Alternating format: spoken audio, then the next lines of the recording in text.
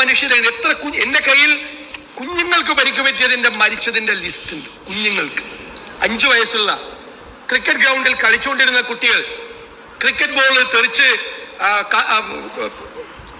കാട്ടിലേക്ക് പോയപ്പോൾ അത് പറക്കിയെടുക്കാൻ പോയ കുഞ്ഞുങ്ങൾ ഉൾപ്പെടെയുള്ള എത്രയോ പേർ ഐസ്ക്രീം ബോക്സിൽ കൊണ്ടുവന്ന് ബോംബ് വെച്ചപ്പോൾ അത് ഐസ്ക്രീമാണെന്ന് കരുതി കളിക്കളത്തിൽ അത് തുറന്ന കുട്ടികൾ. എത്ര കുട്ടികളുടെ ലിസ്റ്റ് ഇവിടെ പറയാം. എല്ലായിടത്തും ഈ സ്റ്റീൽ ബോംബ് ഉണ്ടാക്കി വെക്കുകയാണോ? എല്ലാ സ്ഥലത്തും. സർക്കാർ ഇപ്പോൾ ഒരു കാര്യം ചെയ്യണം.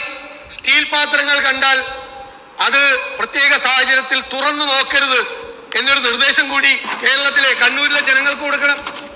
ദുരൂഹമായ സാഹചര്യത്തിൽ കാണുന്ന സ്റ്റീൽ പാത്രങ്ങളൊന്നും ആരും തുറന്നു നോക്കരുത് എന്ന് പറയണം. സാർ 85-90 വയസ്സ് 85-നും 90 വയസ്സിനിടയിലുണ്ട് ഇപ്പൊ മരിച്ച ആ വയോധികൻ. പറമ്പിൽ തേങ്ങ പറക്കാൻ പോയ ആളാണ്. കണ്ടിട്ട് ഈ സ്റ്റീൽ പാത്രം കണ്ട് അതിനകത്ത് എന്താണെന്ന് പൊട്ടിച്ചു നോക്കിയതാ. സാർ മുഖം പോലും ഉണ്ടായില്ല, വികൃതമായി. എത്ര ക്രൂരമായ രീതിയിലാണ് സാർ ഒരു നിരപരാധി കൊല ചെയ്യപ്പെട്ടത്. നിങ്ങളിത് ആർക്കെതിരെയാണ് സാർ ബോംബുണ്ടാക്കുന്നത്? ഈ സംഭവം എന്താണെന്ന് മുഖ്യമന്ത്രിക്ക് വളരെ കൃത്യമായിട്ട് അറിയാമല്ലോ. 2 പാർട്ടി ഗ്രാമങ്ങളിലുണ്ടായ പാർട്ടിയുടെ തന്നെ 2 ഗ്രൂപ്പുകൾ തമ്മിലുള്ള സംഘർഷമാണ്. അവരൊരു ഉത്സവത്തിന് വന്നപ്പോൾ ഈ കുണ്ടുകുളത്തുനിന്ന് കൊടക്കുളത്തുനിന്ന് വന്നവരെ നേരത്തെ മർദ്ദിച്ചു. അവര് കേസൊക്കെ കഴിഞ്ഞ് പുറത്തു വന്ന് ഈ കിസാൻ സംഘത്തിന്റെ കർഷക സംഘത്തിന്റെ ഓഫീസിൽ വന്ന് ഭീഷണിപ്പെടുത്തി നിന്നെയെല്ലാം ശരിപ്പെടുത്തുമെന്ന്. അവര് വീണ്ടും ആക്രമിക്കാൻ വരുമ്പോൾ അവരെ എറിയാൻ വേണ്ടിയിട്ട് സ്വന്തം പാർട്ടിക്കാർക്കെതിരായി എറിയാൻ വേണ്ടി ഉണ്ടാക്കി വെച്ച ബോംബാണിത്. ആർക്കറിയാൻ പാടാത്ത അങ്ങാടിപ്പാട്ടല്ലേ ഇതെല്ലാം. 2 ക്രിമിനൽ സംഘങ്ങൾ. നിങ്ങളുടെ നേതാക്കന്മാർ തന്നെ, CPM-ന്റെ നേതാക്കന്മാർ തന്നെ പ്രോത്സാഹിപ്പിക്കുന്ന, അവര് തന്നെ പിന്തുണ കൊടുക്കുന്ന, അവര് തന്നെ കുടപിടിച്ചു കൊടുക്കുന്ന 2 ക്രിമിനൽ സംഘങ്ങൾ. വേറെ ആരുമല്ല. ആ സംഘങ്ങൾ തമ്മിൽ ഏറ്റുമുട്ടിയതിന് അവര് പകരം ചോദിക്കാൻ വരുമ്പോൾ പ്രതിരോധത്തിന് വേണ്ടി ഉണ്ടാക്കി വെച്ചാണ് ഈ കർഷക സംഘത്തിന്റെ ഓഫീസിന്റെ പുറകിൽ ഈ സാധനം അവരെ എറിയാൻ വേണ്ടി ഉണ്ടാക്കി വെച്ചതാണ്.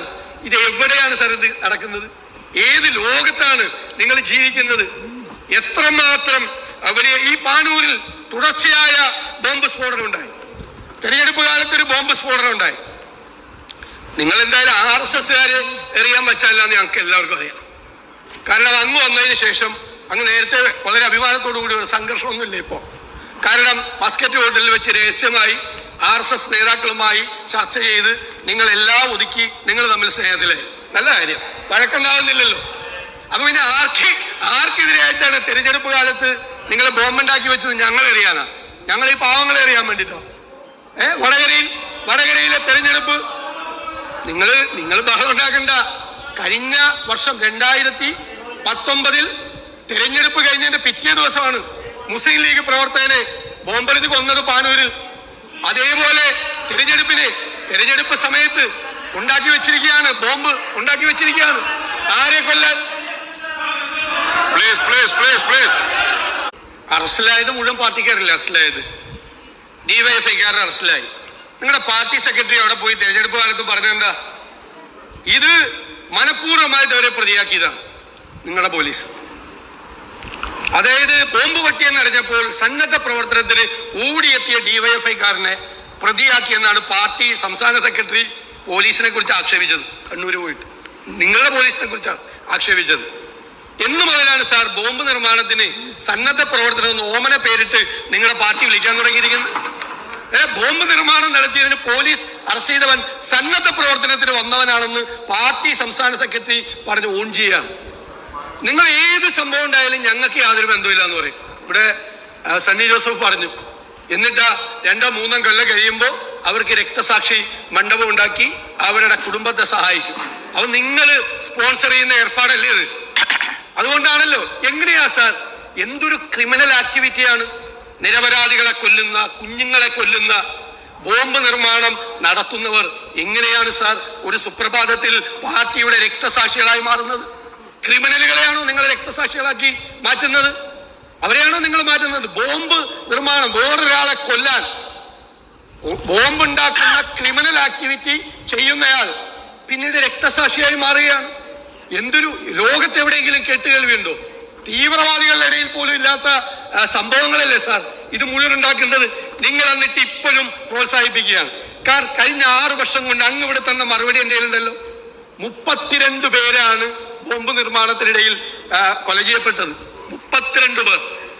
89 പേര് പരിക്ക് പറ്റി കിടക്കുകയാണ്, കൈയും കാലും ഇല്ലാതെ, മുഖം വികൃതമായി കിടക്കുകയാണ്. എന്നിട്ടാണ് നടപടിയെടുക്കും. എവിടെയാണ് സാർ പോലീസ്? സാർ ഇവിടെ തന്നെ ഈ കേസിൽ പോലീസ് 3 റിമാൻഡ് റിപ്പോർട്ട് കൊടുത്തു. ആദ്യത്തെ 3 റിമാൻഡ് റിപ്പോർട്ടിലും രാഷ്ട്രീയ പ്രതിയോഗികളോട് നേരിടാൻ വേണ്ടിയിട്ടാണ് ബോംബ് ഉണ്ടാക്കിയതെന്ന് പറഞ്ഞു. 3 റിമാൻഡ് റിപ്പോർട്ടിൽ 4ാമത്തെ റിമാൻഡ് റിപ്പോർട്ട് ആയപ്പോഴേക്കും മാറി. അതേത് ഉത്സവത്തിലുണ്ടായ തർക്കമാണെന്ന് പറഞ്ഞു. 3 റിമാൻഡ് റിപ്പോർട്ട് കൊടുത്ത പോലീസിനെ കൊണ്ട് 4ാമത്തെ റിമാൻഡ് റിപ്പോർട്ട് മാറ്റി എഴുതിച്ചത് ആരാണ് സാർ? ആരാണ് പ്രോത്സാഹിപ്പിക്കുന്നത്? ഈ ക്രിമിനൽ ആക്ടിവിറ്റിയെ പ്രോത്സാഹിപ്പിക്കുന്ന ആരാണ്? ഇതിന് സ്പോൺസർഷിപ്പ് കൊടുക്കുന്ന ആരാണ്? എന്നിട്ട് രക്തസാക്ഷി മണ്ഡപം ഉണ്ടാക്കി അവരെ പൊതുജന മധ്യത്തിൽ ആദരിക്കാൻ പോകുന്നത് ആരാണ്?